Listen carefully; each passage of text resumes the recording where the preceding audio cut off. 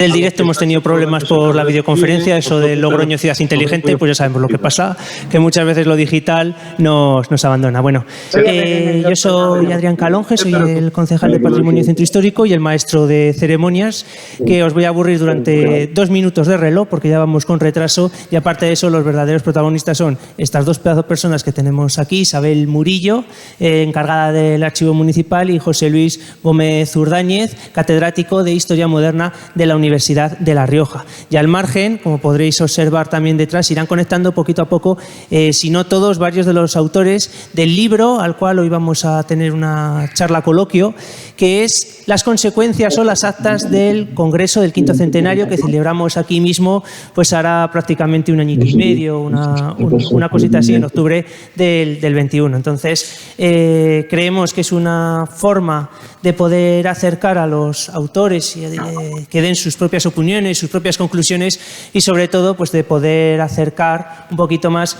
esta parte de la historia que hemos celebrado, y que este año pues vamos a enlazar con el quinto centenario de las Flores de Lis, concedidas también por el emperador Carlos V, en eso que hemos denominado pues el Logroño carolino. Entonces, sin más, yo ya os dejo, se quedan tanto Isabel como José Luis, y espero que podáis disfrutar de estos minutos con nosotros. Gracias por venir.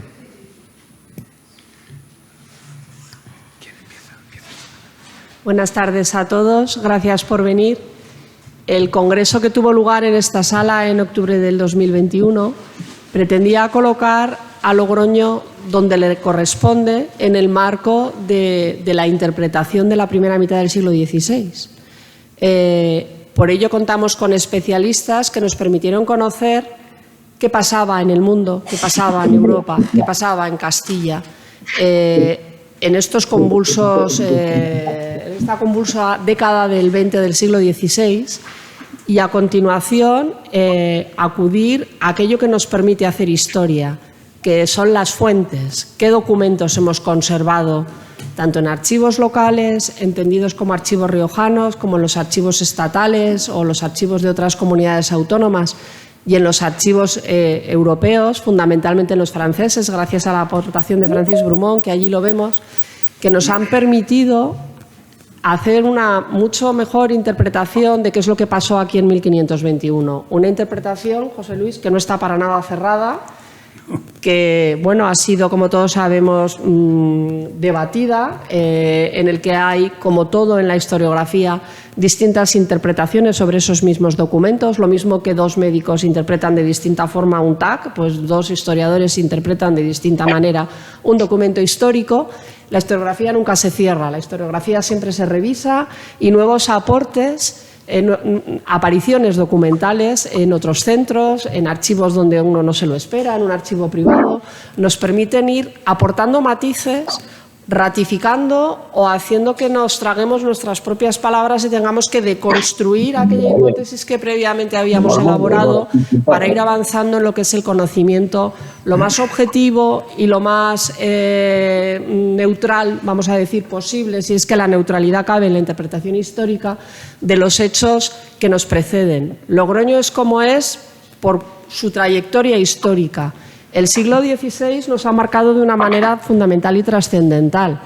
Nuestra condición de frontera, que queda absolutamente patente y clarísima en lo que acontece en 1521 y en los años sucesivos, donde Logroño se convierte en una ciudad de guerra, en una ciudad militar, en una ciudad de frontera, en una ciudad capital del imperio, como estamos viendo en 1523, ha conformado la forma de ser de Logroño, ha conformado el trazado urbano de la ciudad, ha conformado las relaciones de Logroño con todo su núcleo circundante, tanto riojano como navarro.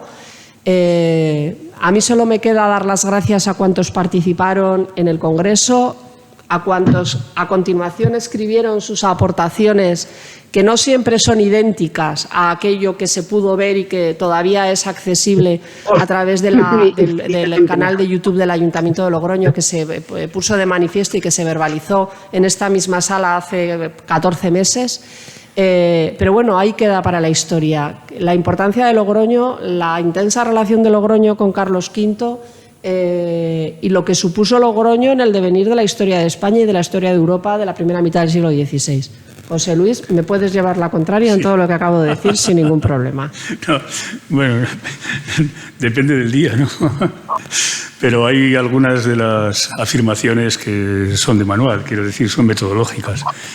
Los historiadores no discutimos nunca por si llevamos razón o no. Lo que discutimos es por si lo que decimos está suficientemente justificado.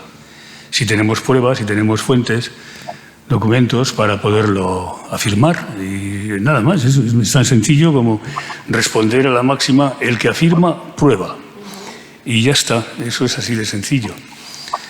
Bueno, gracias a los compañeros, a los colegas, por estar ahí a pesar de las dificultades de la técnica que nos han hecho retrasar un poco la sesión. Todavía falta Javier Burrieza, Cristina Borreguero, Alberto Marcos estaba en Palencia, no sabía si iba a llegar algún poste. Mira, pues sí, ahí lo tenemos, me parece, ¿no? Y creo que este será MM, no sé quién es, porque no le veo, pero tenemos una nueva entrada, pues no. No, tienes pues no sé tres. Y bien, y Pedro Luis Lorenzo Cadarso, que supongo que tendrá las mismas dificultades. Un saludo a todos: Francisco Limón, Carlos Martínez Sao, Marina Alfonso Mola. El libro que vamos a presentar es un principio, una edición digital, luego será un libro en papel. Es un intento de ver Logroño desde muy lejos, desde fuera.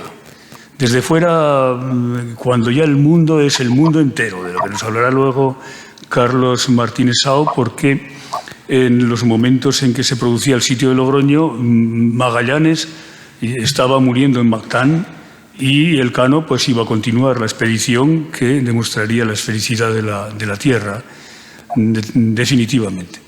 Y por otra parte, pues como demostraría Marina Alfonso, había ya una parte de la América que llamamos española, donde la victoria de Logroño se celebró por orden del cardenal Adriano de Utrecht, que luego sería Papa, Adriano VI, y que envió cartas, tenía ocasión de enviar a Santo Domingo, y en esas cartas pues ya puso que se dieran gracias a Dios por la reciente victoria de las tropas del ejército imperial en Logroño.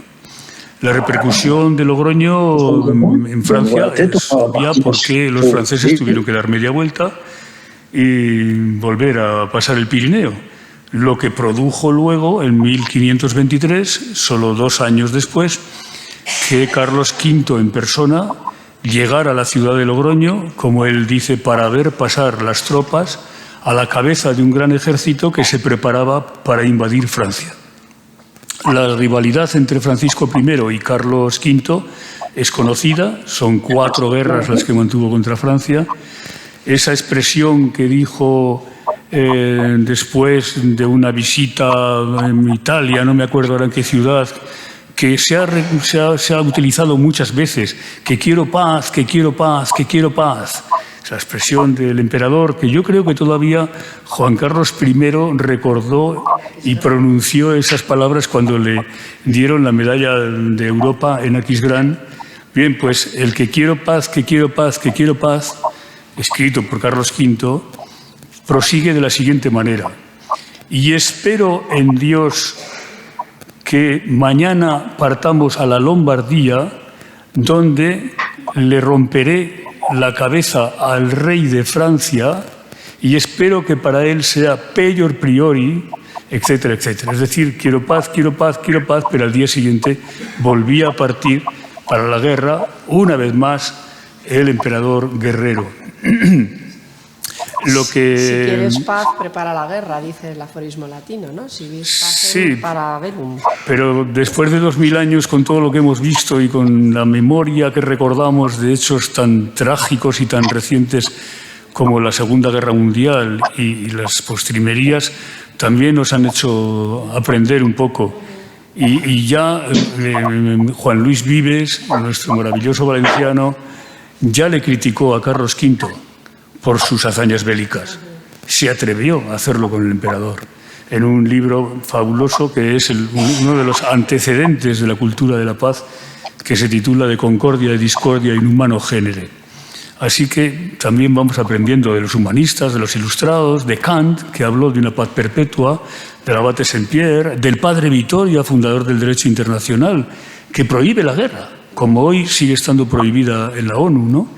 Lo que ocurre es que, claro, ¿quién le va a poner el cascabel al gato, el cascabel a Putin, el cascabel a todos los que están directamente implicados en el negocio de la guerra, ¿no? Como siempre. Al fin y al cabo, eso sí que no cambia mucho. Bueno, Castilla estaba en guerra, como demostró Alberto Marcos Martín en una ponencia preciosa sobre los fundamentos del reino de Castilla en el siglo XVI, sobre el que va a recaer el gran peso del imperio.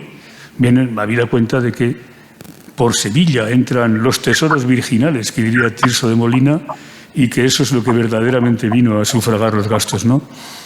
Luego pues, la lupa se va estrechando y llegamos a la ciudad de Logroño, que la vemos en el libro desde donde hay que verla. Nos hemos contado demasiadas cosas los logroñeses unos a otros desde 1521 y hacía falta que ahora, en vez de hablar nosotros, hablaran las fuentes. Por eso compusimos un corpus documental de 3.500 páginas que está publicado, donde se puede publicar un libro de 3.500 páginas, que es en la página web del ayuntamiento, porque si no, a ver qué edición sacábamos ahí, me hubiera parecido un acordeón, ¿no? Y en esa edición digital del ayuntamiento uno puede consultar, hacer las búsquedas por nombres de pueblos, por fecha, etcétera, y así recomponer, hacer él mismo su historia, que es lo que en el futuro los estudiantes irán haciendo cada vez más. Va disminuyendo el papel del auriga, profesor que guiaba a los caballos, y va apareciendo el alumno que se guía solo, que aprende solo y que tiene que saber en todo caso, tiene que recibir en todo caso una orientación para ver por dónde busca, por dónde llega a aquello que se plantea. Lo cual me parece un método mucho más interesante para el aprendizaje que soltar el rollo y a ver quién lo caza y después a ver quién le memoriza, ¿no? Pero eso va a suponer un cambio tan rotundo como el cambio que se estaba produciendo en tiempo del emperador, cuando Logroño ya tenía imprenta, cuando el impresor de Logroño, Brocar, ya estaba componiendo la Biblia políglota complutense en Alcalá por mandato de Cisneros, y cuando el mundo también se decía que se iba a revolucionar porque la gente iba a poder acceder a la cultura de una manera tan sencilla como le dice Gargantúa a Pantagruel, que le dice, qué dichoso tienes que estar tú, que puedes acceder a leer los clásicos en esa letra tan sencilla, tan fácil. No es que se refería a la imprenta, se refería ya al avance de la imprenta, que en vez de imprimir con tipos góticos, estaba imprimiendo con la letra nueva romana, que es la que nosotros usamos. Y por tanto, la uncial y la semiuncial y demás, y por tanto era muy fácil leer aquello, mucho más fácil que lo anterior. Eso en Gargantúa y Pantagruel, de Rabelais. Y finalmente, pues, las fuentes, ¿no? Las fuentes exhaustivamente, por primera vez en la historia, y contando además con la aportación de fuentes francesas, lo cual ha supuesto una verdadera revolución en la historiografía del sitio y de la guerra, finalmente de la guerra de Franco-Navarra en la frontera del Ebro. De lo que, bueno, hablaremos y seguiremos hablando mucho tiempo, porque todas esas cartas dan para mucho trabajo, para muchos trabajos. Yo ya estoy dirigiendo un trabajo fin de máster sobre el asunto y supongo que habrá en el futuro bastantes más, ¿no? En fin, pues esto es básicamente lo que contiene el libro bueno, pues sin más voy a dar la palabra a algunos de nuestros invitados que han podido, ahora tenemos otro, Javier Burrieza, que han podido sumarse y acompañarnos. Y por tanto podemos empezar por Carlos Martínez Sao, que es académico de la Real Academia de la Historia, uno de los grandes maestros de la historiografía en la actualidad y desde luego mi maestro y mi amigo. Además, Carlos, cuando quieras.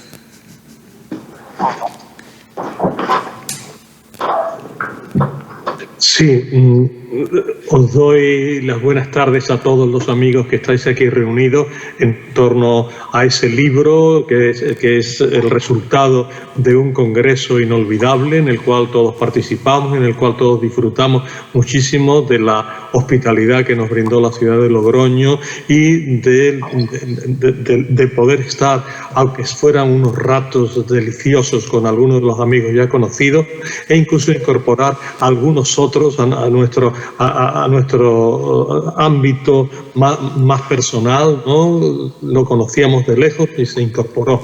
Ahora estoy viendo alguno de ellos. Así que es una satisfacción que ahora aquel congreso pues tenga este otro resultado, este otro encuentro, aunque sea virtual y aunque nos haya costado un poquito el meternos en el interior de la red para poder hablar. Bien, pero una vez dicho esto y expresada la satisfacción que tengo de que mi amigo, mi buen amigo José Luis Gómez Urdáñez, ¿no?, pues nos haya invitado a Marina y a mí a participar en esto, pues tengo que hablar de qué significó para mí el reto de hablar de El mundo entero en 1521, que es uno de los artículos que abren que abrió aquel congreso y que abre este libro.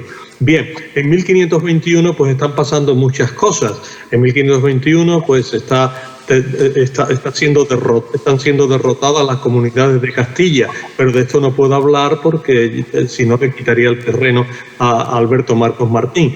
En el 1521, ¿no?, pues se está celebrando en el Imperio Romano Germánico la Dieta de Worms, pero en esto no quiero hablar porque tiene que hablar otras personas.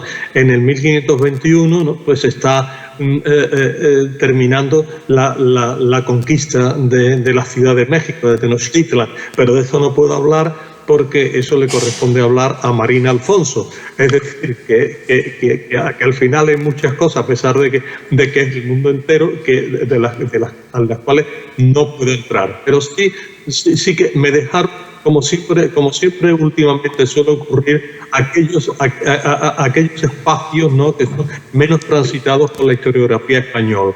Me dejaron África, donde también en el siglo XVI se están produciendo grandes cambios, están cayendo los reinos tradicionales, ¿no?, pues de Gao, de Mali, de Bornu y tal, los grandes reinos subsaharianos, y están siendo sustituidos, ¿no?, por otros reinos de los cuales oiremos hablar por la presencia de los europeos en esos reinos.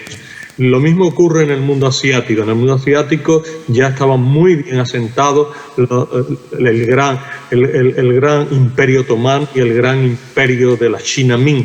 Pero también en este caso, en el imperio turco, por ejemplo, pues 1521 es el comienzo de una nueva expansión hacia Europa. Expansión quiere decir invasión hacia Europa, ¿no?, con la toma de Belgrado, con la toma de Roda, etcétera, al advenimiento, esto segundo, de Solimán el Magnífico, y por lo tanto hay un nuevo tipo de relación entre Europa y el imperio otomano cuya expansión terminará fracasando primero ante los muros de Viena y más tarde ante las defensas de la isla de Malta. Pero en el caso de China su resistencia es mayor. Hay más elementos de continuidad que elementos de cambio. El cambio no se producirá hasta el siglo siguiente. Por el contrario, aparecen nuevos imperios, que se crea prácticamente de la nada el imperio safabí en Persia, ¿no?, de la mano de Ismail. Se crea también el imperio del gran mogol, de la mano de Babur el Grande, Babur el León, antes de que llegue su sucesor Akbar. Se está realizando un proceso de centralización y de creación de una gran monarquía absoluta, en el caso del shogunato Tokugawa en Japón, ¿no?, en que acabará de consolidarse después de las grandes victorias de Tokugawa Ieyasu, ¿no?, singularmente la batalla fue básica, la batalla de Sekigahara. Todo esto está ocurriendo en el siglo XVI, pero quizás esta erudición sea un poco superflua, porque eso hay que mirarlo más bien en el libro, porque estos nombres exóticos no quedan mucho en la memoria, pero sí queda otro hecho que es el básico en el mundo en 1521, que es el hecho de que se está dando, de que los españoles en una expedición comandada por el portugués Fernão de Magallanes, pero llegan hasta los confines del mundo asiático, hacia ese espacio que se llama Asia-Pacífico, y allí, hoy acabo de evocarlo José Luis Gómez Urdáñez, ¿no? Con el episodio de Mactán, en que muere Magallanes, pues allí se va a iniciar otro proceso, que es tomar contacto con las Islas Molucas, las Islas de las Especias, uno de los productos que entonces movía al mundo, y a partir de ahí vuelve el Cano a España con un cargamento de clavo que va a financiar la expedición, y sobre todo con un mundo de conocimientos que va a poner al servicio de algo que ya se había venido gestando en los tiempos anteriores, que es el proceso que llamamos la primera globalización o globalización temprana, o que si no se nos acusa, ¿no?, de un excesivo chauvinismo, pues podríamos llamar una globalización ibérica en el siglo XVI. Pues bien, esta globalización va a significar la puesta en contacto de todos los mundos. Por primera vez Europa, Asia, África y América se van a poner en contacto y van a establecer una serie de intercambios multilaterales que van a configurar los tiempos modernos de una forma radicalmente diferente a cómo se había vivido la Edad Media. Eso es el gran elemento de transformación de 1521-1522, cuando la nao Victoria llega a Sevilla. El hecho de que en todos los terrenos, de hecho, se puede decir casi como una cantinela, diciendo que la primera globalización revolucionó el mundo alimentario, el mundo sanitario, el mundo aromatario, el mundo vestuario, el mundo mobiliario. Toda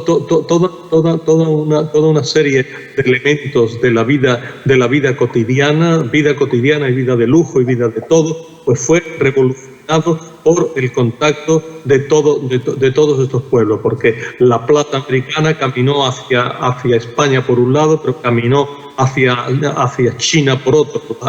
La seda china caminó hacia América y de allí vino a Europa, y así sucesivamente toda una serie de productos, no digamos los productos alimenticios, ¿no?, que caminan de un lado a otro, ¿no?, el maíz y la patata que vienen de América a Europa, o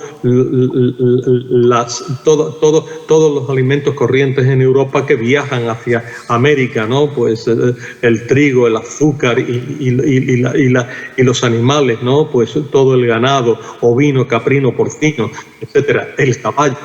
Todo esto, o sea, una serie de intercambios monumentales de extraordinaria importancia que hizo que la vida de todas las poblaciones del mundo se vieran de una forma u otra afectadas por aquello que se había venido cociendo en torno al año 1521, un poco antes, un poco después, pero podíamos decir que esta fecha es una fecha sintomática de aquellos contactos globales, que son contactos de carácter económicos, de carácter comercial, de carácter material, de cultura material, que es lo que estoy insistiendo, pero que también es de tipo espiritual, porque hay una expansión de la conciencia. Por primera vez todos los mundos toman conciencia de los otros mundos, empieza a haber imágenes de los otros mundos a partir de la cartografía, a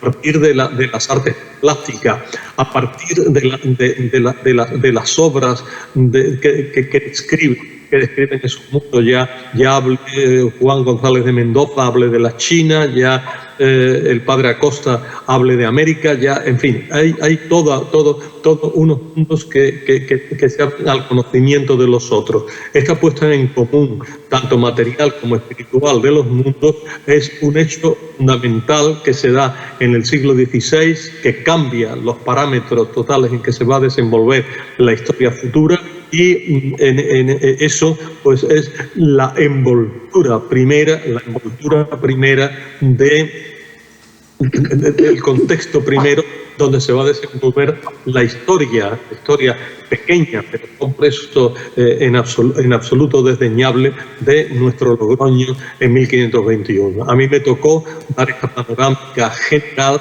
de estas transformaciones, de estos cambios que ocurren en todo el mundo en estas fechas, y traté de hacerlo lo mejor posible. Así que ahí está escrito, y el que esté interesado pues lo podrá leer en su momento, primero digitalmente y luego en papel, nosotros que somos de una generación que nos gusta hasta el olor del papel. Entonces, nada más, y luego surgen algunas cosas, pues bien, seguiremos. Muy bien, muchas gracias. Sevilla y Logroño están más cerca ahora, que la última vez. Sí, a partir de entonces sí. Bueno, no está Marcos porque no habrá llegado de Palencia, y Cristina tenía una reunión, no sabía si iba a poder abandonarla o no, porque esto de los Meet y los de las reuniones virtuales y demás está haciendo que estemos también de nuevo, otra vez, una vez más, en dos sitios a la vez, ¿no? Así que bueno, pasaremos al siguiente invitado, que es Javier Burrieza, que hizo un capítulo sobre el Papa Adriano VI. Adriano VI fue primero regente de Castilla en nombre del emperador y estuvo en Logroño, al menos hemos contado 3 veces. Pero desde luego una de ellas fue interesante porque consagró una capilla en la iglesia de Barea, la capilla que todavía se conserva y se mantiene su recuerdo en la iglesia imperial de Palacio, y en fin, fue amigo de Cabredo, y Rodrigo de Cabredo, en cuya casa se hospedó sin duda alguna, porque está narrado además cuando entra, le hacen enramadas, etcétera. Y para nosotros, hombre, no tanto como para los vitorianos, que presumen de que el Papa se enteró allí de que lo habían elegido. Pero primero, el que vino con la noticia recaló en Logroño, y aquí los espías sacaron la noticia de manera que nos enteramos antes. La primicia. La primicia fue para Logroño. Bueno, Javier, ¿es así o no? Sí, ¿verdad? Javier Burrieza, profesor de la Universidad de Valladolid, joven profesor, pero granado en experiencia, y que un día quizás pues, consiga el sueño de publicar ese itinerario de Adrianus, que falta hace, porque habría que ponerle muchas notas, pero bueno, eso será con tiempo. Javier, ¿nos dices algunas palabras sobre el libro, del cual has visto al menos la portada?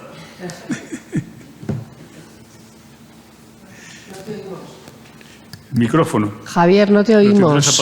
Sí. ¿Tendrás el audio desactivado? No, perdón.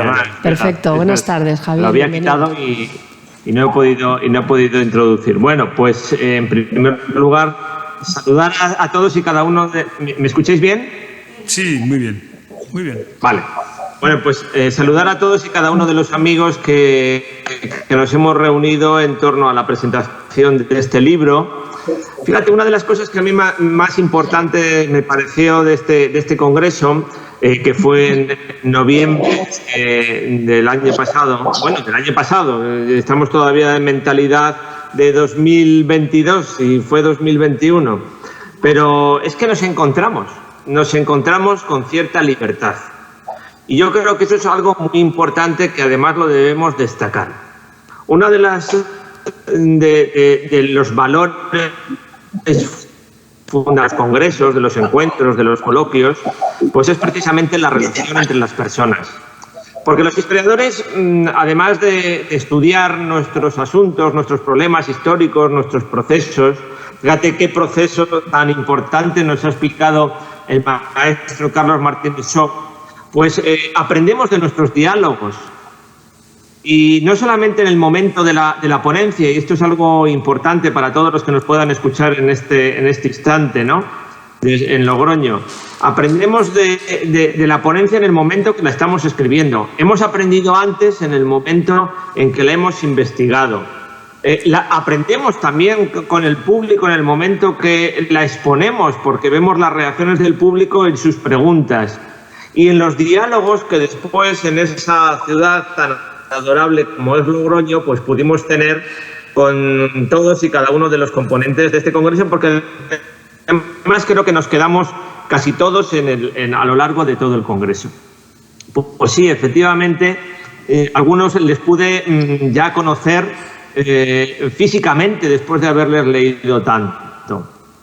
Y por eso yo lo recuerdo con muchísimo cariño. Y además, recuerdo muchísimo cariño porque me adentré en el problema y en el personaje y en el retrato de Adriano de Utrecht. Mira, lo hemos comentado tú y yo alguna vez, José Luis. Es un personaje realmente sorprendente. Sin necesidad de que nosotros hagamos una geografía, porque eso no es nuestro planteamiento de historiadores. Yo tengo la sensación, después de haberle estudiado en diferentes escenarios, en el escenario previo, por ejemplo, de Valladolid, porque fue la manera de aportar algo a la conmemoración de la Guerra de las Comunidades. También en el escenario de Logroño, y como decías tú, de alguna manera, ¿no?, ese itinerario tan interesante en el momento en que ya se dirige hacia Roma y abandona. Bueno, es un caso singular, realmente singular, que cuando los medios de comunicación hablan de las elecciones la elección de un papa en un cónclave, pues se olvidan, porque no saben, que evidentemente se puede ser papa sin haber asistido al cónclave. Y es lo que le pasó realmente a Adriano. Y también yo esa sensación de tener unos problemas que se estaban planteando en ese momento, de tenerlos muy claros y además de exponérselos al emperador. A mí me pareció que la idea de hacer ese corpus documental tan variado, en el que todo el mundo aportaba cosas en ese corpus que tú coordinaste junto con Isabel y junto con algunos de tus compañeros en Logroño, realmente yo aprendí muchísimo y vi muchísimos de los problemas que se plantean en esos años anteriores, en el 19, en el 20, en el 21. En el 21 recuerda también que es un momento que para mis estudios de los jesuitas pues fue realmente interesante, porque es el quinto centenario de la vida de aquel Íñigo de Loyola, que estaba al servicio del duque de Nájera, y que eso se va a empezar a transformar en cuanto le vayan a llevar a su casa de Loyola y empezará a leer el Flor Sanctorum y la Vita Christi, y aquello va a ser el principio de una futura transformación que llamamos conversión, y que es el principio de la Compañía de Jesús, a la que yo dediqué la tesis doctoral. Entonces, bueno, pues realmente para mí esos años son esos años del planteamiento, de la llegada del emperador, que vosotros ahora también estáis viendo esa presencia del emperador en Logroño, esos años del 18 al 22, 23, con figuras como él, pues fueron realmente interesantes. Después, debo decir que yo no sé, los medios de comunicación cómo se enteran, pues vinieron algún periodista de aquellas tierras originarias de Adriano de Utrecht y me hicieron hasta una entrevista en el Palacio de Santa Cruz de Valladolid. Y yo, pobrecito de mí, si yo todavía de Adriano sé muy pocas cosas. Casi, como decían de los viejos predicadores, decían de aquel predicador que le cabía toda la teología en una uña. Pues a mí me cabe solamente lo que sé de Adriano, casi lo que os conté en Logroño. Pero sin embargo también hay cosas que yo saqué en conclusión de aquel encuentro del Logroño, ¿no? Además de la amistad, además del contacto, del diálogo, conocer a distintos maestros. El maestro Martínez Shaw pues me habló, puso mucho la semilla de la globalización, de la primera globalización. No voy a contar hoy mucho de eso, pero porque casi es secreto de confesión debido a un proyecto de investigación, pero él lo sabe. puso la semilla de algo que a lo mejor empieza a germinar si los evaluadores de nuestras agencias tienen a bien, y lo relacionemos con la Compañía de Jesús y con tantas informaciones. En cualquier caso, de lo que estábamos hablando en Logroño es del momento de la apertura del mundo moderno. Y ahí estuvo Logroño, y ahí estuvo con sus personajes, y ahí estuvo con sus decisiones políticas, incluso con Adriano de Utrecht, bueno, pues que dijo al emperador a lo mejor algunas cosas que el emperador no quería escuchar. Y después en Roma, claro, no nos vamos a guardar hipótesis, pero también lo hemos comentado tú y yo el otro día, José Luis, y con esto termino. Si jugamos un poco a lo que podía haber sido, ¿qué podía haber sido de esa iglesia romana si Adriano VI hubiese conocido tiempos anteriores y posteriores? Si es que tuvo un sándwich muy especial, si me lo permitís esta tarde. Tuvo a León X, que se divertía mucho leyendo a Erasmo, y tuvo después a Clemente VII. Pero Adriano VI, Adriano VI a lo mejor es la reforma católica en muchas cosas. Y de hecho, pues los que entienden de cónclaves, Adriano VI debía entender poco de cónclaves, o no le importaba porque no estaba allí. Los que entienden de cónclaves, pues tardaron muchos siglos en elegir un papa que no fuese italiano. Es decir, hasta 1974, desde 1523, desde aquel septiembre de 1523, todos los papas fueron italianos. En fin, que Adriano VI nos plantea muchas cosas y que yo desde entonces hablo de él en las clases con un sentido diferente. Gracias a ti, como siempre, José Luis, por acogernos en Logroño. Gracias a las instituciones que nos apoyaron en este encuentro y gracias a los queridos amigos y profesores que estuvieron en Logroño. Siempre recordamos con cariño aquellas fechas de noviembre. Iba a decir de 1521, del 2021. Bueno, sí, muy poco, no me acuerdo ahora de la muerte, pero para el 23, cuando le estudiamos, hay una carta que se le envía a Adriano sin que el que le envía la carta sepa que ha muerto. Creo que es en julio del 23, que ya había muerto. Eso pasaba siempre con las cartas. Volvemos otra vez al mundo. Esta vez vamos a América. Marina Alfonso, porque América para Logroño, para La Rioja, es un destino que no ha cesado.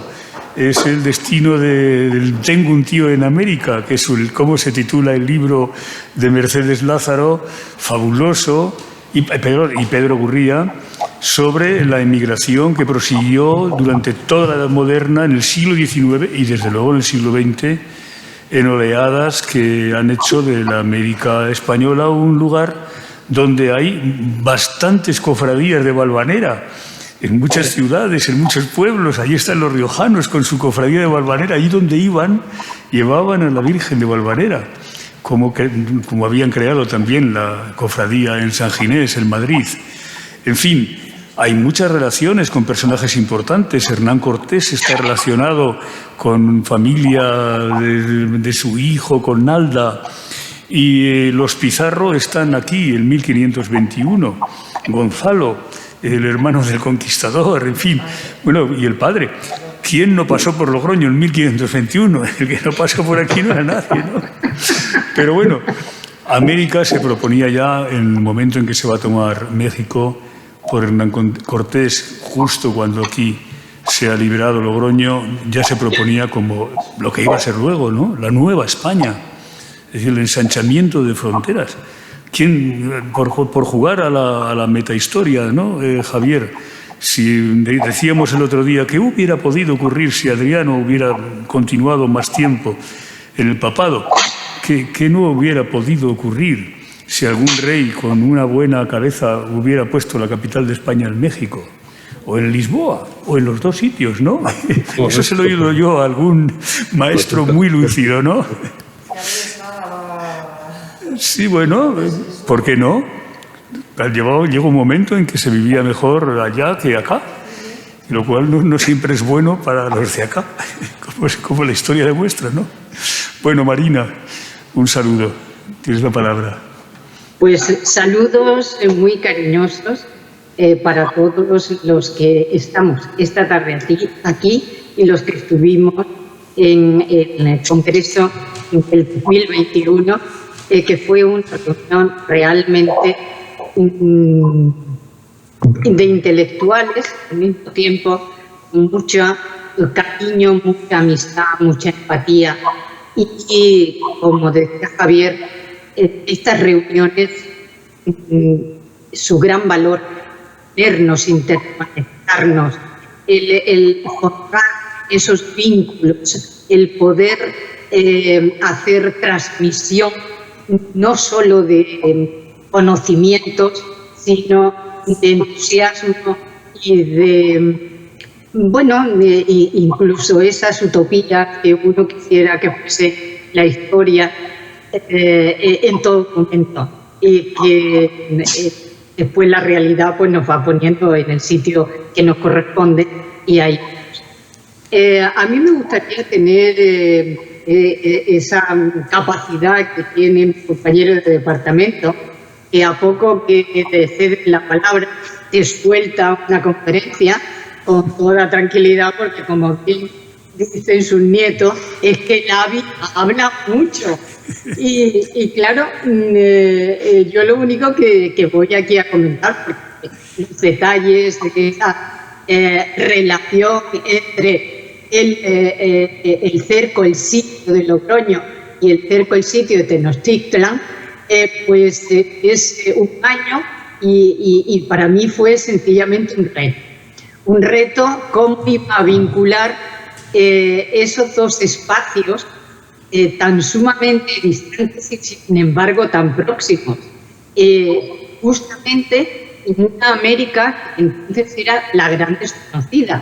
Había nada más que pequeños puntos que se había logrado pues, establecer un conocimiento, una exploración, un difundir unas noticias a Europa y fomentar el interés por estas nuevas tierras, por este nuevo continente. La gran sorpresa, incluso para mí, fue probar que había una unión mucho más grande entre Logroño y América de lo que en principio yo había pensado, porque ya sabéis que en cuanto nos metemos así a buscar algo, siempre hay un documento que impacta y te pone en la senda de lo que realmente tiene en ese momento. Y fue justamente que cuando se traen las piezas que se han ido descubriendo en estos territorios americanos que luego serían Nueva España y que en este momento pues eran pequeñas zonas bajo dominio de distintos pueblos autóctonos y que la hueste de Hernán Cortés había ido recopilando y había enviado ese botín a la península, a la metrópoli. Y de ese botín se va a incautar. Cuando llega a Sevilla se incauta justamente para financiar toda la campaña en la cual está inmersa el sitio de Logroño, que era nuestro tópico para hacer el magnífico encuentro y ver cada cosa en su sitio. Para mí fue maravilloso ver que había una relación directa y concreta entre Logroño y América.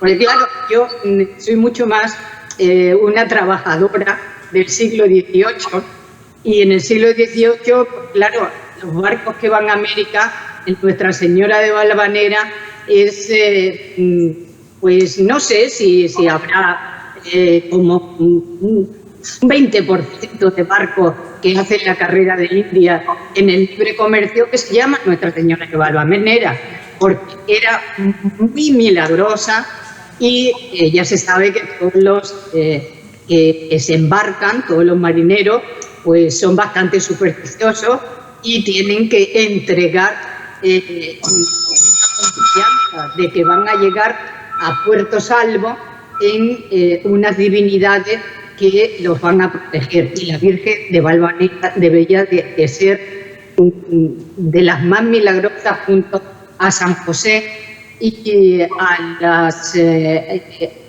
advocaciones de las vírgenes que están vinculadas con el más allá, con la Virgen del Rosario o la Virgen del Carmen, que saca las almas del purgatorio. Entonces la Virgen de Valvanera está justamente ahí. Y también, pues ya José Luis ha hecho esa alusión a la cantidad de inmigrantes que hay en América, y realmente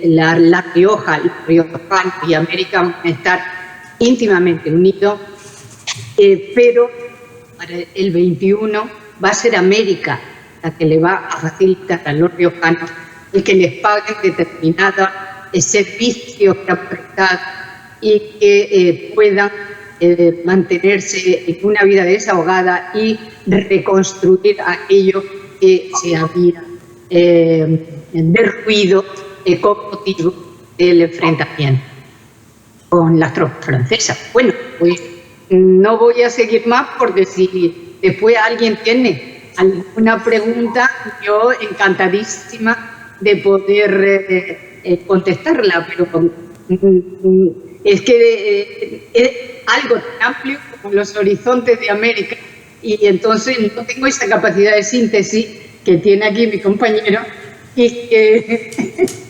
que esa lista de cosas, pues yo creo que en el artículo se ve mucho mejor explicada y argumentada que lo que pudiera hacer aquí esta tarde, que pudiera también ser un poco pesado, puesto que somos muchos lo que tenemos que hacer. Así que muchísimas gracias a las autoridades que hicieron posible el Congreso, que han hecho posible este encuentro. Asimismo, a las organizaciones académicas y, por supuesto, a nuestro querido amigo y colega, pero más amigo que colega, José Luis Gómez. Muchas gracias, Marina. Bueno, Francis Brimón es la gran estrella de este congreso, porque por primera vez se conocían en Logroño las fuentes francesas, se divulgaban, el gran público accedía además con cierta pasión. Esa carta número 8 que faltaba, de todas las que fuimos publicando, que lo importante es que no estaba donde tenía que estar. La habían robado, se negoció luego, se compró, se vendió, etc. Pero en cualquier caso, toda la documentación que aportó Francis Brimón nos permitía descubrir una nueva visión, una nueva perspectiva del sitio de 1521. Es así, ¿verdad? Francis Brimón, profesor de la Universidad de Toulouse, un gran hispanista, que ya estuvo en Logroño hace más de 30 años, en el primer Congreso de Historia de La Rioja. Segundo. El segundo, bueno, es verdad. Bueno, un saludo, Francis. Adelante. Bueno, buenas tardes a todos y encantado de estar aquí, aunque no oigo, no por la sordera, pero por las dificultades de transmisión desde allí en Sevilla o por ahí tan lejos de aquí, y por estar en el campo donde la fibra todavía no ha llegado, que pasamos por los aires. Y va a recordar justamente el primer congreso, bueno, el segundo congreso de historia de La Rioja, que me dio a conocer por primera vez la hospitalidad de esta ciudad que no conocía, porque mis pasos me habían llevado más bien hacia Simancas o Madrid. Y vi que eso no había cambiado. La ciudad había cambiado un poco. José Luis había cogido algunas ganas, pero bueno, el laurel estaba todavía aquí, y el buen vino mejor que el de ese, creo que era el 84, no sé, por ahí, ¿no? que este primer congreso de La Rioja. Y muchos han dicho, todos antes, han dicho que hacer esta ponencia o estas investigaciones habían sido para ellos un reto, y para mí, porque yo de historia político-militar no entendía nada. Y por otra parte, una cosa que puede parecer un poco extraña, nunca había trabajado en la Biblioteca Nacional de París ni en los Archivos Nacionales de París. Hispanista, claro. Que conocía muy bien las de y otros lugares, archivos provinciales de por ahí, pero ni no hubiera sabido por dónde empezar para buscar estos documentos si nuestro buen comisario no se me habría adelantado, porque él había encontrado ya algunas pistas donde había encontrado las primeras cartas. Y entonces eso me dio el camino, ¿no?, para buscarlas. Y el problema es que para el periodo que estudiamos, estas cartas son muy poco numerosas y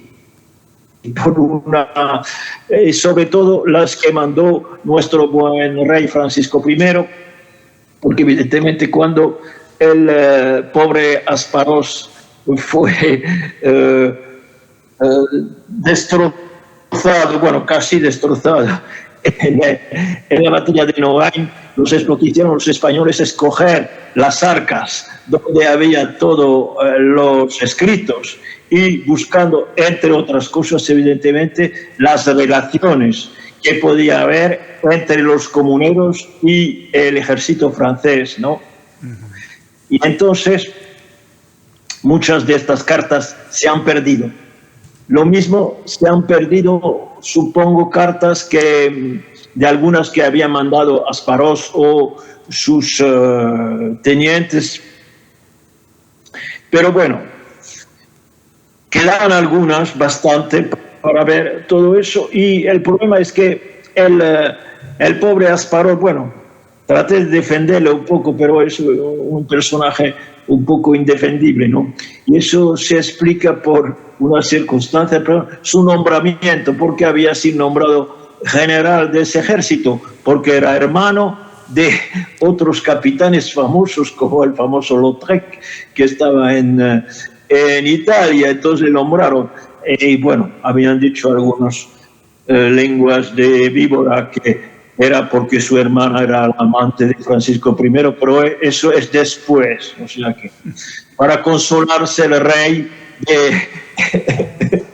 de la caída de Asparos se cogió la hermana. Bueno, y eso era lo que se hacía, ¿no? Porque evidentemente es una lógica de linajes, ¿no? Si el hermano es bueno, la sangre es buena, es buena para todos, ¿no?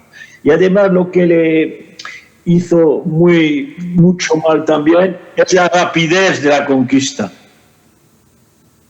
No tuvo tiempo para reflexionar, ¿eh? Y entonces se encontró en un país donde la gente, viendo que este señor andaba tan rápido, todos se precipitaron a sus rodillas para saludarle, mientras evidentemente pensaban que si volvía el rey, el emperador, iban a cambiarse la camiseta, ¿no?, o la chaqueta. Y el problema de esa rapidez es que no recibía las cartas que normalmente le mandaba el rey, que tardaba más de 8 días, 10, 12 días para llegar. Y entonces él casi en 12 días había cruzado el reino de Navarra y se encontraba en la frontera con Castilla, ¿no? Y entonces fue una cosa, bueno, no sé por qué, la famosa carta que se había perdido hace pensar que el rey le había mandado entrar en Castilla, ¿no? Porque creo que esa gente se ilusionaba sobre el poder de las comunidades, ¿no? Pensaban que el pobre Carlos y sus lugartenientes en España estaban ya casi todos derrotados por ese ejército popular, entre comillas, ¿no? Y entonces, apoyándose sobre ese ejército, pensaban que podían entrar fácilmente. Pero esto es una suposición, no se sabe exactamente lo que pensaba.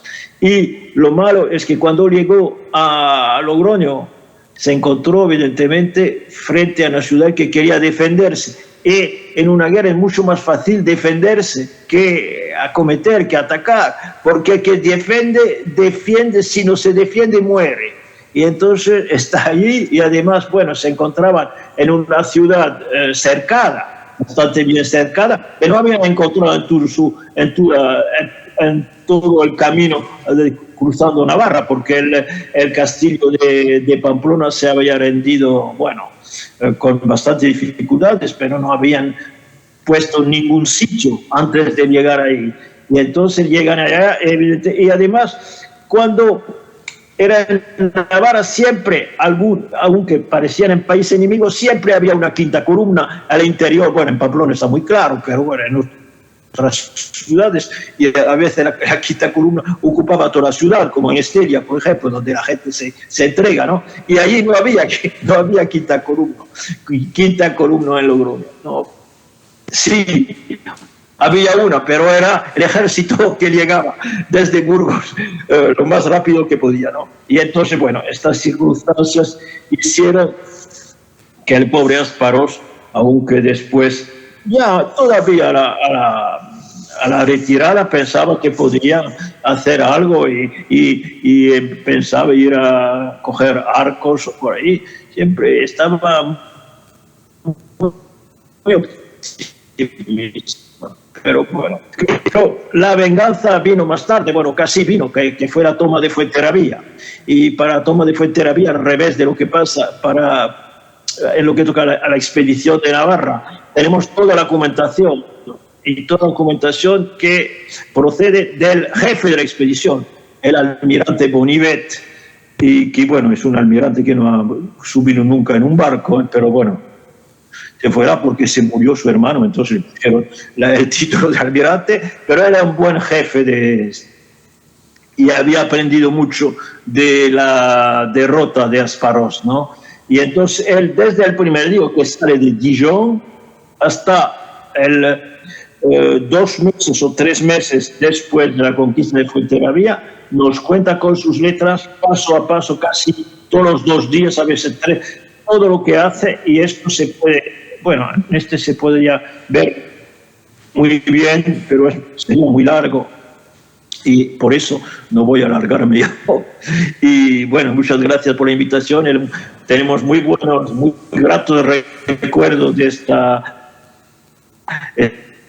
estancia en Logroño, a pesar de casi está bien, pero bueno, ya esto se ha olvidado y estamos esperando a la espera del libro, bueno, de la forma digital, pero para nosotros, Carlos, el libro es algo mejor, ¿no? Bueno, gracias. Muy bien, muchas gracias. Bueno, fuentes francesas, pero también fuentes locales.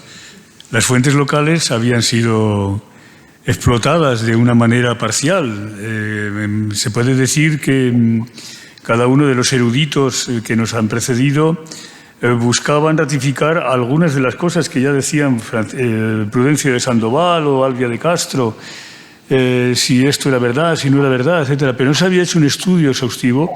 Incluso diría más que hasta que Isabel Murillo llega a Logroño no sabíamos realmente lo que teníamos en el archivo municipal. Lo último que Isabel ha descubierto es que hay un quinto privilegio, siempre esgrimido. Yo lo he visto muchas veces cuando estudié, por ejemplo, la Guerra de Sucesión en Logroño, pues había una permanente recurrencia a que Logroño estaba exento de milicias, exento de soldados y de alojamientos y bagajes, ¿no? ¿Y dónde está ese documento? ¿Dónde está ese documento? Pues ese documento estuvo en un inventario de 1795, como el otro día Isabel Murillo publicó en una de las revistas, que por cierto es una revista que va a 80.000 personas en Logroño, es decir, que tiene muy poco efecto para doña Aneca, pero para los logroñeses tiene muchísimo, porque llega a las casas donde lo leen 80.000 personas. Eso no está mal, ¿eh? Ya quisiéramos que nos leyeran así las cosas que hacemos especializadas y demás. Bien, por tanto tenemos un quinto privilegio, además de los otros 3 muy conocidos, un cuarto menos, y este que se suma a, como decimos en Logroño, ¿no?, en la calle Laurel, y 2 más, ¿no? Esperemos a ver si todavía cae alguno. Pero bueno, Isabel, yo quisiera que nos contaras la realidad del archivo, ¿no? Eso que nos contamos después, tú y yo, en fin, lo que tenemos, lo que no tenemos, si tuviéramos, otra vez el si tuviéramos. Adelante. Pues buenas tardes a todos, gracias por venir, gracias por conectaros, compañeros de Congreso. Efectivamente, a mí me tocó hacer la ponencia y, por lo tanto, el capítulo de las actas más apegado al terruño, más logroñito, como decimos nosotros, ¿no? Lamento que no haya podido estar Perico, Pedro Luis González Cadarso, porque él nos habría hecho una perspectiva pues muy sensata y muy objetiva de cuáles son las fuentes documentales en esos fantásticos, porque no podemos apelarlos de otra manera, archivos estatales que tenemos en nuestro país, especialmente el Archivo General de Simancas.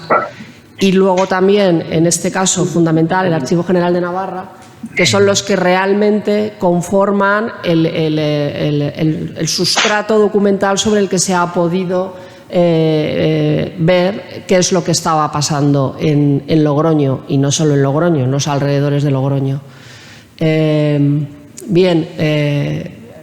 Realmente el archivo municipal, con respecto a 1521, no es la historia de qué documentos se conservan, sino la historia de qué documentos no se conservan, ¿no?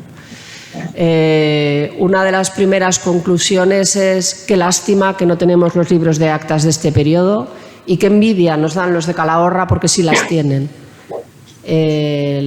Tomás Sáenz de Haro ha podido publicar ya en varias, sobre todo en la revista Calacoricos, esas disposiciones que toma el Ayuntamiento de Calahorra preparándose para la defensa, ¿no? No sabemos si el cerco duró 5 días, 7 días, 9 días, 10 días, si fue un cerco completo, si no fue completo, si podemos considerar cerco a la presencia de los franceses a 3 kilómetros, 5 kilómetros, 10 kilómetros, 15 kilómetros, los arcos, no los arcos, es complicado definir, ¿no? Pero hacía meses ya que Calahorra y, por tanto, Logroño, así como otros municipios de frontera, se estaban preparando para lo que podía suceder, porque había movimiento de tambores, ¿no? Era claro que algo estaba pasando. Espías. Había espías, antes o después iba a suceder, ¿no? Entonces, no tenemos fuentes locales para saber qué pasó. Locales me refiero a logroñesas, muy pocas. No hay en el ayuntamiento prácticamente nada de lo que realmente aconteció en 1521. Muy poquito en los archivos parroquiales, alguna cosa en el archivo de la Redonda, pero afortunadamente Calahorra pues, nos da una aproximación de lo que debería haber. Bueno, lo sabemos, ¿no? Los libros de actas deberían estar. Y en ese momento de la historia, un libro de actas de un ayuntamiento lo es todo. Así como hoy en día, con todos mis respetos, coges un libro de actas del Pleno y es una cosa jurídica muy formal, muy expositivo, dispositivo, 1, 2, 3, 4, no. En los libros de actas del antiguo régimen se palpa la ciudad, se toma el pulso de la ciudad, se ve lo que sucede. Llegan los conflictos bélicos y el concejo deja de reunirse, o al menos el escribano no toma nota. Y hay allí cosas de un calado trascendental, como tanto cosas de un calado fundamental como cosas nimias, ¿no? de lo que pasa en el día a día. No lo tenemos, luego nos falta la fuente fundamental. ¿Qué tenemos? Pues tenemos las circunstancias colaterales, el antes y el después, sobre todo las conclusiones, ¿no? Las consecuencias. ¿Qué supone para Logroño esto? Sobre todo, pues bueno, ahí hay una serie de 5, hasta 5 privilegios concedidos entre diciembre del 22 y octubre del 23, que de alguna manera ratifican la importancia que para Carlos V tuvo la posición que mantuvo Logroño en todo este conflicto, ¿no? Y es ahí, redactado por la Cancillería Real, donde se nos describe qué pasó y qué no pasó, y si entraron o no entraron, y en la iglesia de Santiago, y si se fueron o no se fueron. Es cierto que a veces los documentos se redactan obedeciendo a cláusulas que están prescritas, ¿no? O sea, lo mismo da aquí que allá, pero tampoco se lo iban a inventar todo. Cuando uno lee con detenimiento la concesión de las 3 flores de lis o el privilegio de exención de encabezamiento de alcábalas o de exención de pechos, moneda, forera, etcétera, etcétera, ahí hay una descripción que es la que el propio rey nos está contando de lo que pasó aquí, de primera mano de la Cancillería Real, 2 años después, eso sí, 2 años después, ¿no? Entonces, y todo lo que eso supone desde el punto de vista hacendístico, de repartimientos, la implicación que tiene la Iglesia, los ciudadanos que se resisten. Es una pena, porque es la historia de los no documentos, ¿no? Echamos en falta un libro de actas como el de Calahorra que nos permitiera conocer qué sucede murallas adentro.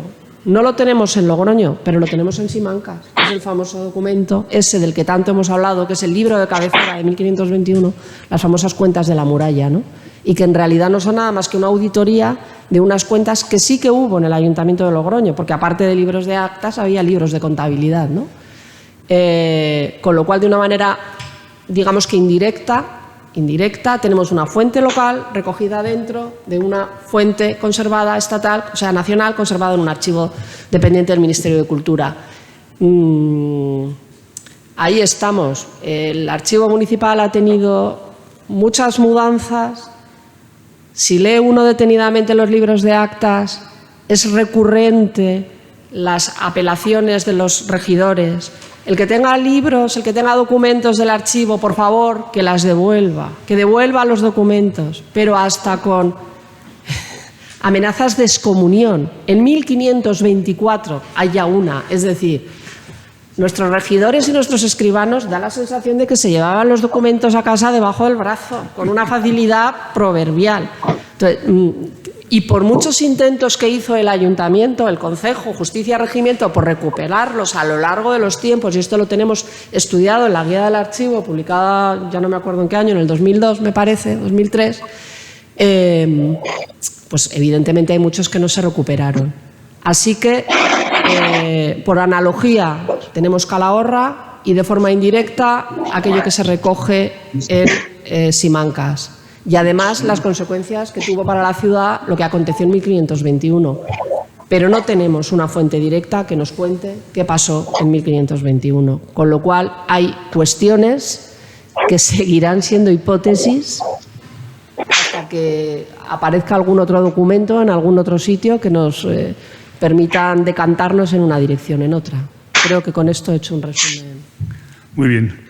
Bueno, yo no voy a suplir a Pedro Luis Lorenzo Cadarso porque es imposible, aunque dicen que nos parecemos mucho en la forma de abordar la historia, al menos, ¿no? Yo recuerdo la ponencia de Pedro Luis y fue realmente espectacular, ¿no? Para nosotros incluso. Breve, iconoclasta, porque comenzó diciendo, bueno, ¿qué más da? Sabemos poco, pero bueno, lo que sabemos finalmente es lo importante, ¿no? Y yo creo que es así. Él hubiera empezado por decir que tenemos mucha documentación en el archivo de la nobleza. Es decir, aquellas cartas que se enviaron al emperador o que se enviaron entre los nobles mismos, porque muchos de ellos eran familia. Y, por tanto, todo el fondo de cartas del duque de Nájera, del condestable, un Fernández de Velasco, relacionado pues, con el obispo de Calahorra, que era de su familia, incluso con el conde de Miranda, que luego será virrey de Navarra, etcétera, pues bueno, en fin, con los duques, condes de Berlanga, de Haro, evidentemente, es el hijo más joven, el conde de Haro, el hijo del condestable. Pues todos estos dejaron un fondo de cartas muy, muy importante. Lo que ocurre es que nos engañan mucho, se mienten mucho entre ellos. Wow.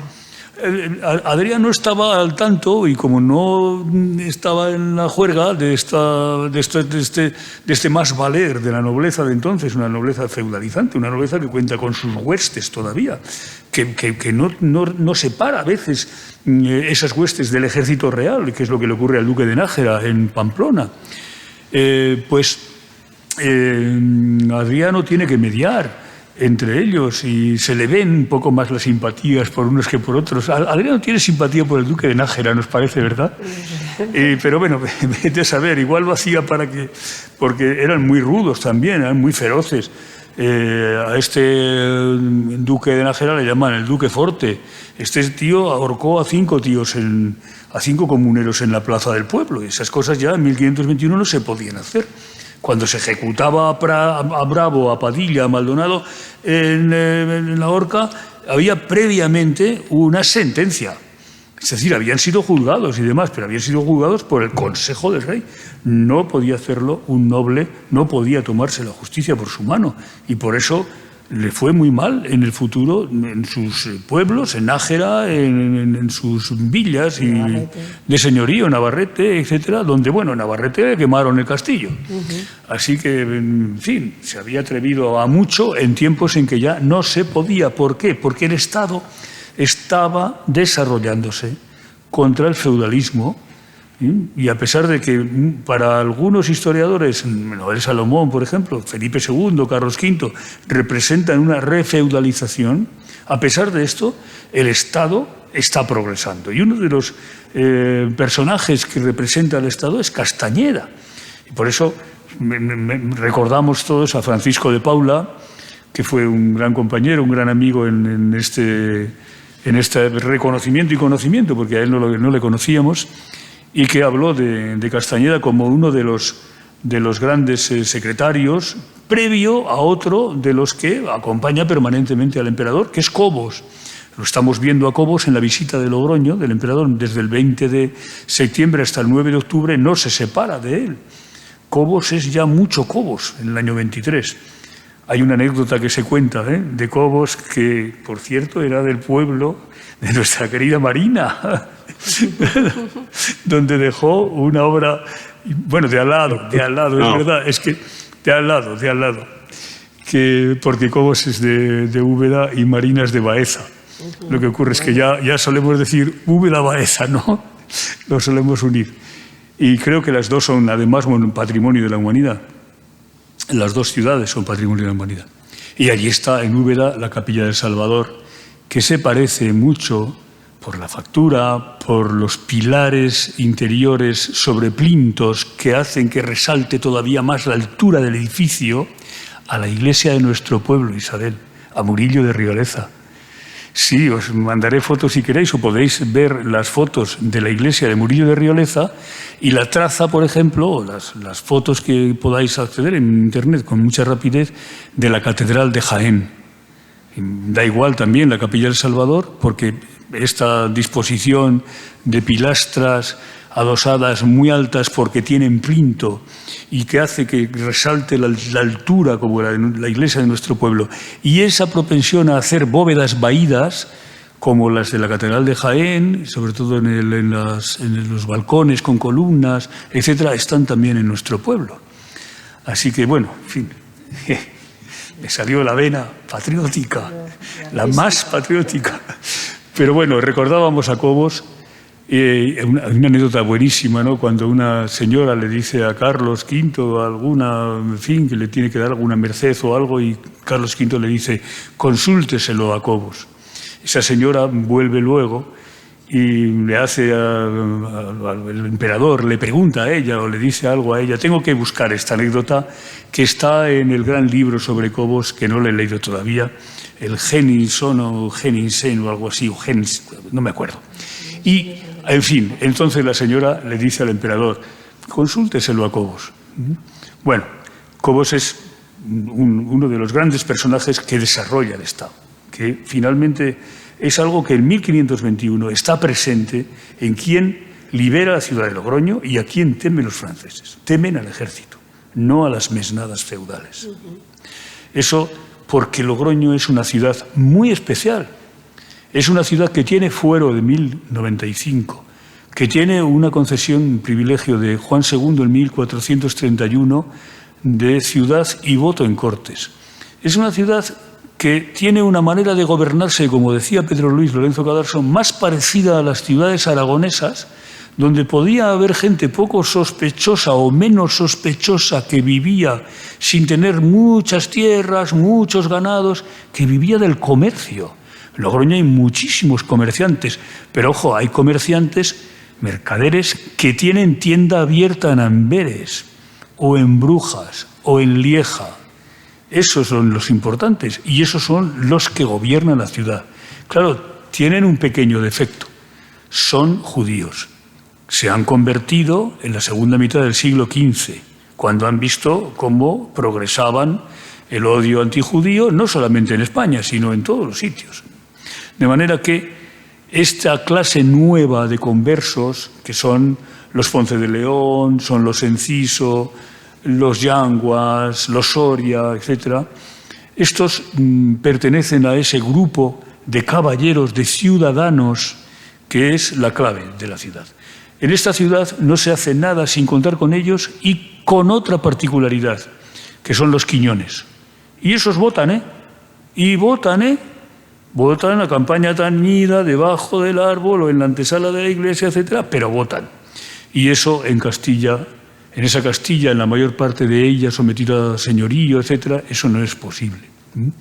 Y además, por último, hay otra razón más importante. En Logroño los nobles no pueden tener casa abierta.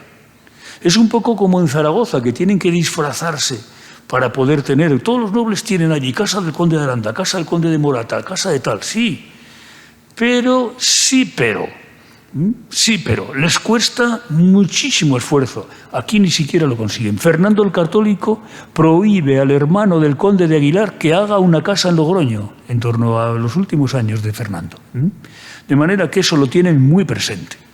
Así que la nobleza que viene, ¿a qué iba a venir? Como dice el duque de Nájera, yo estoy dándole calor a Logroño, sí, pero no puedes entrar. Entre otras cosas porque él mismo dice que consumiría muchos alimentos, él y sus tropas, y Logroño está necesitada. Bueno, es una buena disculpa. No voy a comer, pero tampoco me han invitado. Es un poco la logroñesa. Eso que se suele decir cuando te encuentras un amigo en fiestas y le dices, ¿has comido? Y dicen, no. Y dice, pues ya es hora. Bueno, en fin, pues no puedo suplir a Perico, pero Perico hubiera empezado hablando de los archivos de la nobleza.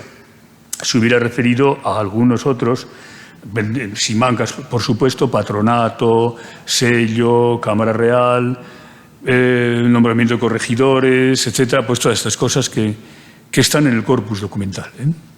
Y por último, ya imposible hablar de Castilla como habló Alberto Marcos, pues a ver quién se atreve, ¿no? Porque Alberto ha dedicado toda su vida a una Castilla que ha visto desde el archivo de Simancas. Porque yo cuando le llamo al móvil y demás digo, ¿qué, Alberto, estás en el archivo? Y por supuesto, si alguna vez paso alguna temporada del archivo, es imposible no encontrármelo, porque parece que vive allí, ¿no? Alberto tiene una visión de toda la Edad Moderna en el archivo de Simancas como creo que ningún historiador vivo me da la impresión, y su ponencia, por tanto, es magistral.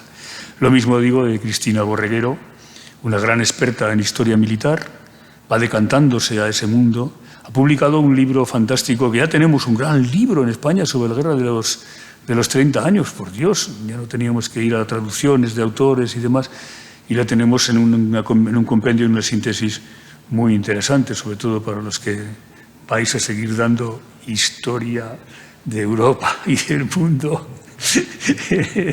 en los siglos XVI y XVII. Eso será en primero, en segundo, que disfrutaréis mucho, en fin. Bueno, pues con el grato recuerdo de los tiempos que pasamos aquí, breves pero intensos, pues quizás ha llegado el momento de despedirnos, no sin antes darle la voz al público por si quieren hacer alguna pregunta, y desde luego con mi agradecimiento y todo mi corazón con vosotros. Y muchísimas gracias por todo. Adiós, buenas tardes, buenas noches. Chao, adiós, buenas noches. Antes de que os retiréis, José Luis ha hablado en nombre propio, yo voy a hablar en nombre del Ayuntamiento de Logroño. Muchas gracias a todos por haber colaborado, tanto en el Congreso como ahora en la edición de las actas, en la presentación de las mismas, en el corpus documental. Ha sido, yo creo que para el ayuntamiento un reto, y creo que el resultado merece la pena. Entonces, muchas gracias. Bueno, muchas gracias. Muchas gracias. Un abrazo muy grande. Hasta la próxima. Muchas gracias. Chao, Un abrazo adiós. para todos. Chao. Adiós. Chao, compañeros, amigos. Buenas noches, Adiós. Javier, Francis, Dios. José Luis. Hasta muy pronto. Adiós. Y gracias a José Luis, claro, que no te las he dado por todo, por tu magisterio, por hacer de se guía. entiende. ¿no? Bueno, chao. Bien, ¿quieres cerrar el...? No, parece que... Sí, por favor, si quieres. ¿No tienes preguntas, Adrián? ¿No hay alguna pregunta? Pues nada. Bueno, pues Cerramos muchas la gracias sesión. por venir. Pocos, pero muy bien elegidos, ¿no? Sí, señor. Yo reconozco a algunos, Teresa, Isabel, Joaquín, Juan Carlos. Creo que te han echado un gran piropo, ¿no? Te han llamado comisario, Te creo. llama comisario, yo te llamo rastreador. Pero ciertamente la pasión por la búsqueda de documentos de Juan Carlos es absolutamente meritoria, porque... Encomiable. Encomiable, extraordinaria, porque además normalmente va por delante de nosotros, ¿no? Y lo ha dicho Francis Limón, es que gracias a ti abriste el Tajo, ¿no? Tú habías visto esos documentos en la Biblioteca Nacional de Francia y habías tenido de las grandes intuiciones, ¿no? Que es lo que vale, ¿eh? Lo que vale. Y no Y te bueno, olvides de Sara, que la tienes. No me olvido de Sara, que voy a dejar para la última, pero no la menos importante, etcétera, porque Sara ha sido la que ha transcrito más documentos, probablemente junto con Perico, iba a decir más o menos, pero no me atrevo ahora, y con Pedro Luis Lorenzo Cadasson, las transcripciones de algunos documentos que son realmente difíciles, y por eso muchas gracias, Sara. Pero mucho más que por eso, porque Sara ha encontrado también algunos documentos porque ya maneja muy bien. Claro, hay que tener en cuenta una cosa, nosotros hemos ido poco a los archivos. Ahora vamos a ir a Simancas. Dentro de unos días voy a pasar un tiempo en Simancas, vamos ya a tiro fijo porque hemos visto muchos de esos documentos. Pero la pandemia hizo que los archivos incrementaran el trabajo de digitalizar sus fondos. De manera que nos hemos encontrado en un momento que por una parte era pues muy dramático, porque trabajábamos, finalmente nos encontrábamos con mascarilla y estábamos encerrados en casa, etcétera. Teníamos esto, pero claro, es que esto durante la pandemia se fue poblando de fondos documentales que los archivos a través de pares, sobre todo, pero no solo pares, porque el Archivo de Navarra, por ejemplo, tiene digitalizados un montón de documentos que nos sirvieron maravillosamente bien. Y por otra parte, había una manera de encontrar, de hacerse con esos documentos, que era pedirlos a los archivos. En vez de digitalizar uno, digitalizaban el que les pedías, con lo cual nos hemos hecho también así con algunos documentos que de otra manera, en una época normal, no hubiera sido tan sencillo. Nos hubiera hecho viajar más y eso siempre significa pérdida de tiempo, etcétera, etcétera. Bueno, también en ese sentido a los archiveros que nos han apoyado, nos han ayudado, hay que darles las gracias, empezando por Isabel y por los contactos que tiene Isabel, porque de vez en cuando, ¿verdad? Por ejemplo, con Zaragoza, oye, este problema y demás, pum, pum, pum, pum, ya estaba aquí, ¿no? Luego, en fin, muchos colaboradores, muchos amigos y muchos colegas de universidades muy distintas que sabiendo que estábamos en estas, pues de vez en cuando mandaban una cosa, ¿no? Y así hemos llegado a tener unos 1000 documentos que ahora con los 100 y pico que llevamos hemos pasado con mucho de 1000 documentos, lo cual es una barbaridad. Porque si cogéis el corpus documental de Carlos V, de Fernández Álvarez, nuestro don Manolo, cariñosísimamente, porque era adorable, catedrático de la Universidad de Salamanca, ya falleció, pues le hemos superado. Hemos superado a don Manuel Fernández Álvarez. Y solo, sí, le hemos superado. Y solo Logroño y La Rioja. Y solo además 4 o 5 años, los antecedentes y las consecuencias del sitio de 1521, incluyendo el año 23. Hemos superado a don Manuel. Bueno, pues nada. Cosas de la vida. Bueno, muchas gracias, muy sinceramente, muchas gracias. Muchas gracias, buenas noches.